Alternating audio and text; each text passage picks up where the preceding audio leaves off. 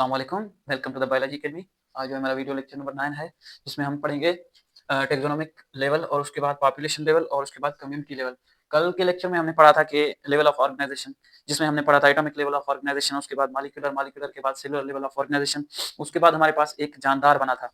ठीक है, पूरा एक ऑर्गेनिज्म मल्टीसेलुलर ऑर्गेनिज्म बना था। अब मल्टीसेलुलर ऑर्गेनिज्म जब बनते हैं उसके बाद हम उन जानदारों को जो है क्लासिफाई करते हैं। टैक्सोनॉमी क्या है? स्टडी ऑफ क्लासिफिकेशन, जिसमें हम जानदारों को दर्जाबंदी में अलग-अलग करके ग्रुप करके रखते हैं। और उसका जो है स्पेशी जो होता है, स्पेशी हमारे पास है स्मॉलेस्ट यूनिट है क्लासिफिकेशन का। जैसे स्पेशी के बाद हमारे पास जो क्लासिफिकेशन में स्पेशी जो यहाँ पे बताया गया है कि वो जो है स्मॉलेस्ट यूनिट है। यहाँ पे ये जो है स्पेशी जो है हमारे पास टैक्सोनॉमी क्लासिफिकेशन का स्मॉलेस्ट यूनिट है। और उसके बाद हमारे पास बताया गया है कि taxonomic level of organization which includes morphologically similar living organisms, वो जानदार जो कि एक जैसे हों, सिमिलर हों स्ट्रक्चर के फंक्शन के एतबार से। जैसे डॉग डॉग जो है एक एक स्पेशी है। उसके बाद ह्यूमन, ह्यूमन में मेल फीमेल जो है एक स्पेशी है जो कि सिमिलर हैं। और उसके बाद हम बर्ड्स की बात करें, जो पैरोट है हमारे पास, वो भी एक किस्म के सिमिलर हैं लेकिन अलग अलग स्पेशी हैं। लेकिन दो की बात करें, दो जो है हमारे पास सिमिलर होने चाहिए और वो जो है इंटरब्रीड करें, मीट करें, सेक्सुअली मीट करें और प्रोड्यूस करें फर्टाइल ऑफ स्प्रिंग, यानी कि वो ऐसे बच्चे पैदा करें जो फ्यूचर में जाके वो भी इंटरब्रीड करके फर्ट जो है ऑफ स्प्रिंग पैदा कर सकें और उनसे जो है हमें जो है बच्चे वगैरह मिले।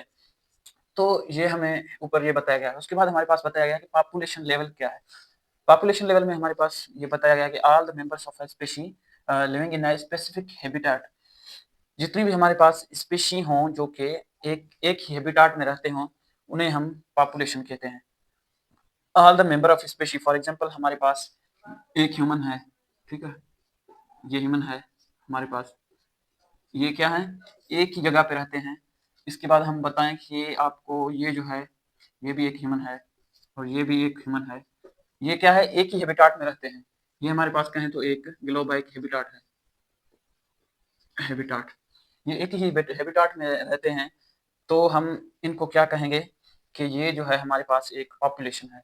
पॉपुलेशन क्या है, जिसमें एक तरह की स्पेशी एक साथ रहें। जैसे कोई फैमिली है हमारे पास, फैमिली एक ही घर में रहते हैं, तो हम उसको कहेंगे कि ये हमारे पास पॉपुलेशन है।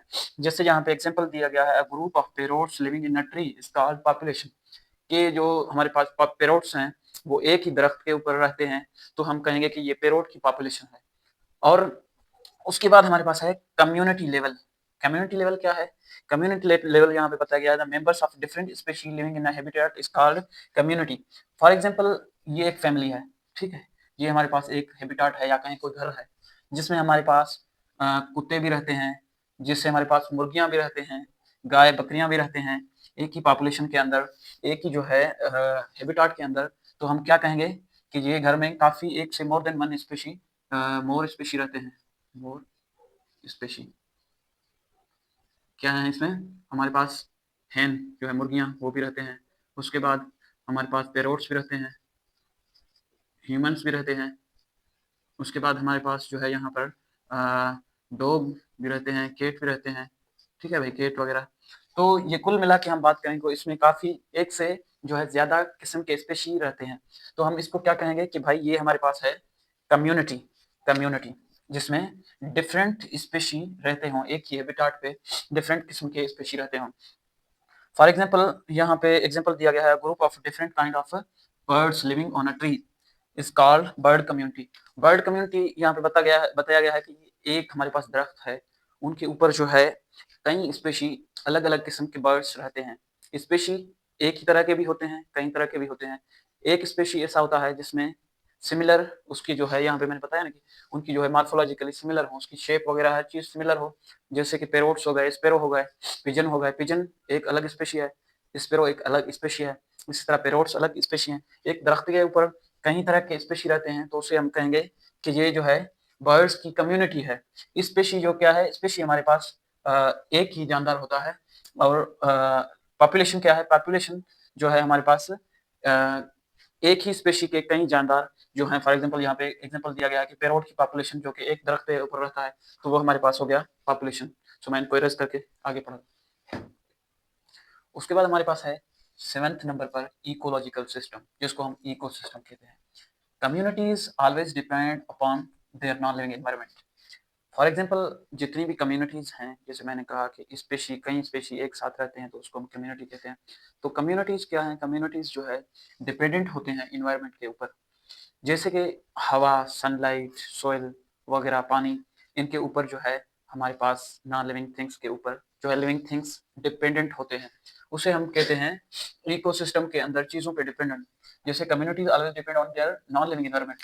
जैसे हवा हो गया, पानी हो गया, ये नॉन लिविंग है, इनके ऊपर जो है हमारे पास कम्युनिटीज़ जितनी भी स्पेशी हैं वो लिविंग थिंग्स हैं वो डिपेंडेंट रहते हैं। In reciprocal in interaction for their survival, ये जो है सर्वाइवल के लिए एक दूसरे के ऊपर इंटरेक्शन रखते हैं।